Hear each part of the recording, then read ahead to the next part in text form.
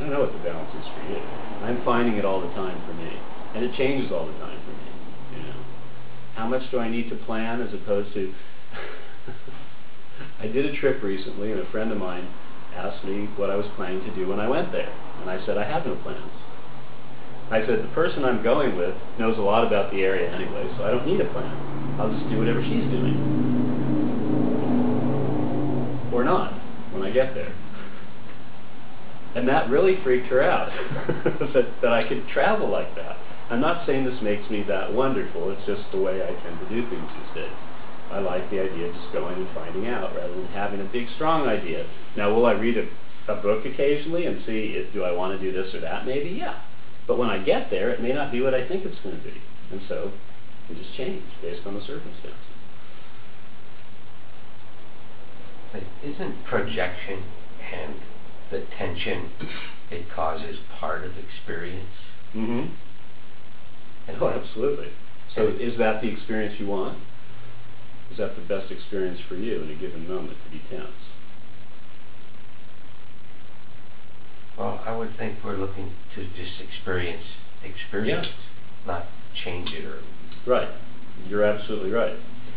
But it doesn't mean we can't evaluate what's working or not working and make changes, right, based on that. So if I'm experiencing a bunch of tension in my body all the time that's causing me upset and maybe disease and whatever, it's true that we have to be able to experience that in order to move forward.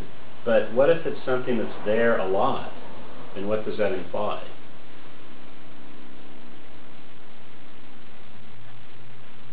Well, to me anyway, when I have that happen, it implies that I'm not fully experiencing it. My experience is that when we fully experience something like that, then it shifts and dissipates. Yeah. Because we kind of see what's me doing it. Without you doing it. Yeah. Yeah.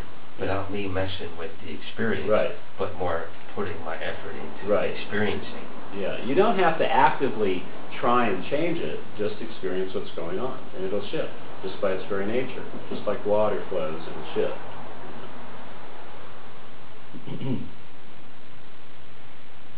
Yes. I went last night, maybe this is more what you're talking about, as I think about this, which I'm not supposed to be doing, right? No, I didn't say that. I said don't take anything I say without examining it yourself. Right. It's reality. So I had been at the workshop, which was fairly problematic for me, and I was sort of out of sorts, and I was really tired, but I went to kirtan, which is chanting, singing. And it, when I do that, it's like totally bypassing the whole intellectual whatever stuff that I carry around and just am the sound. And I mean, I was aware I was there, but I wasn't thinking about it, and it was, I hesitate to even put a judgment on it. I mean, I felt good. I don't know what that is. Is that not knowing? I don't know. What did it feel like at the time? It just felt like being present with the sound. Yeah, that's what we're talking about.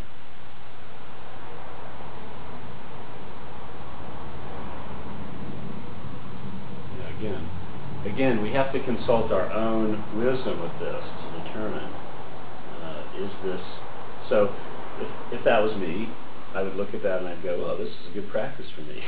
Circumvents my, bypasses my chattering mind and enables me to be present more. So I would think, for myself, I would think, maybe I should do that more. Exactly what I thought. Yeah, there you go. There's your inner wisdom speaking. But if I was to say, Lynn, you should do more kirtan, that would be different. Lynn, you should do more kirtan. There's then the shoulds and coulds and mights and all that. Then the pressure would be on. Then the pressure's on, and then you're not going to enjoy your kids on at all. I guarantee you, if I say it, you won't at all. Well, what I ended up with at the end of the day was I know absolutely nothing about enlightenment. I know Good. absolutely nothing. And I went, I sang, I felt good, and that was all I needed to know. Good. Yeah. I would encourage that attitude. Yes.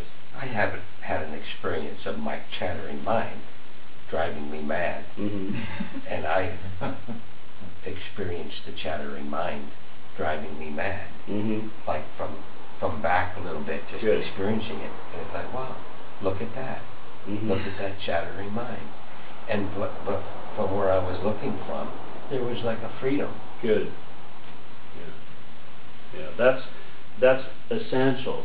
It's essential to see that the chattering mind is not you, per se.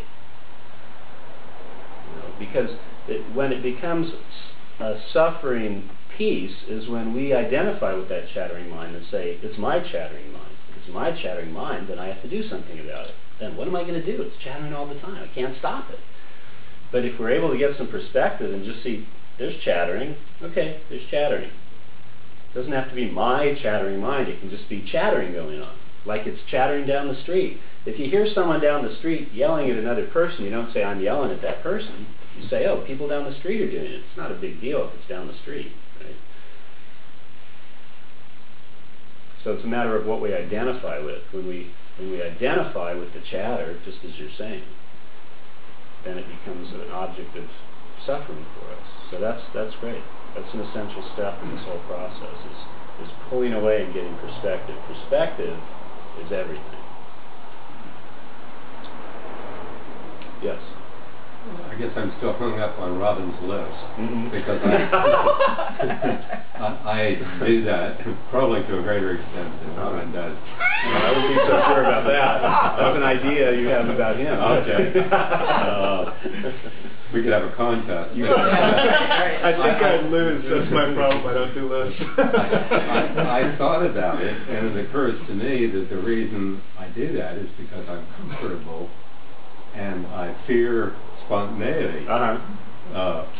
Well, again, that if that's the case, then you may want to experiment with facing the fear and being more spontaneous.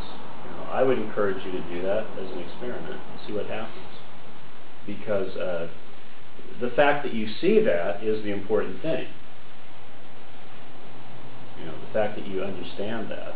So now you have the choice. Do I want to go into that fear or just keep doing it? You can choose to keep doing it. There's no ultimate right or wrong about it. But if you may want to choose to go into it and see what the fear is of.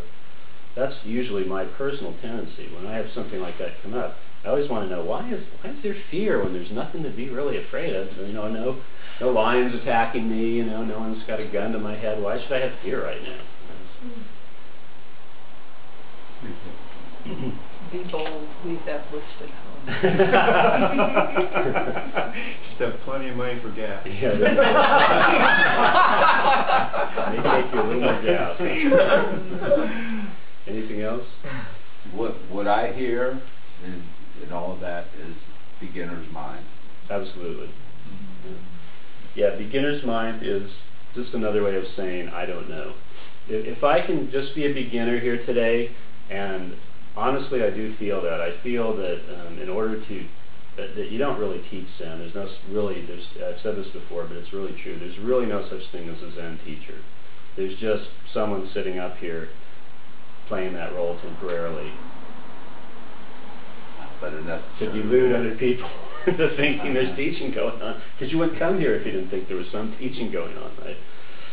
But yeah, if I can sit here with beginner's mind, then I really become a student, and then I can learn, I can really absorb, and that to me is what it's about. It's much more powerful to be a student than an expert. As a student, you're always picking up things, always learning. All right, thanks for coming.